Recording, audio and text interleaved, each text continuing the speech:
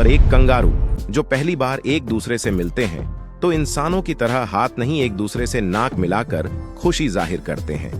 Fact number 2, हाथी का बच्चा पैदा होने के बाद 20 से 30 मिनट में चलने लगता। फैक्ट नंबर 3, वैज्ञानिकों के अनुसार चिंपांजी का डीएनए 98% इंसानों से मिलता है। फैक्ट नंबर 4, घोड़े भी इंसानों की तरह अलग अलग मुंह बनाकर अपने मूड के बारे में एक दूसरे से बात करते हैं। फैक्ट नंबर 5, हाथी एक बार में लगभग अपनी सूंड में 5 लीटर तक पानी भर सकता है। वीडियो अच्छी लगे तो लाइक, शेयर एंड चैनल को सब्सक्राइब करें।